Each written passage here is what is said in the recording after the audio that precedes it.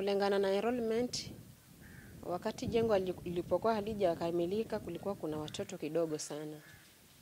Lakini kwa sasa baada ya kukamilika hilo jengo ni kama watoto wameongezeka, ni wengi. Maana PP1 sasa tuko na around 45 ambao ni 45, alafu na PP2 ni around 30.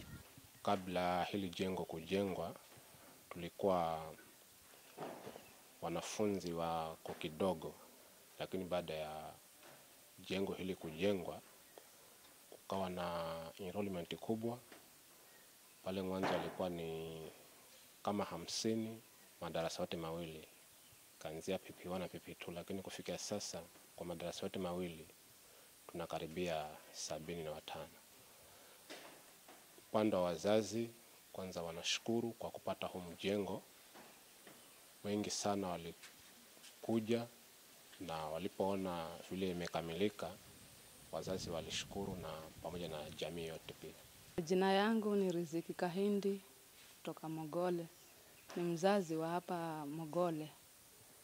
Na watoto kusema ule ukweli hapa ilikuwa hali ni ngumu kwa sababu mtoto ile kusoma ni awe anasoma mahali ambapo hata yeye mwenyewe akiingia anaridhika, lakini ile majengo yenye ilikuwa hapa watoto wengine wanasoma yalikuwa yako hali ngumu. Lakini baada ya kuletewa hili jengo hili sasa, basi kuangalia watoto, hata mtoto yani ukimwamsha na asubuhi kama ni kwenda shuleni, ukimwambia aende shuleni, anaamka na anakuja bila wasiwasi, kwa sababu akiona hiyo hali vile inakaa hapa shule, hiyo jengo ile yenye amejengewa, vile venye imepambwa iko vizuri, akiingia ndani anajisikia yuko free yani. Na wakati tulipokuwa tumepata hili jengo tulifurahi kwa sababu watoto walikuwa wanasomea zile madrasa zile za mchanga pale. Na kabla ya hapo mimi mwenyewe haswa ndio nilikuwa ni mwalimu wa ECD kutoka 08. Ndio nimefungua hii shule.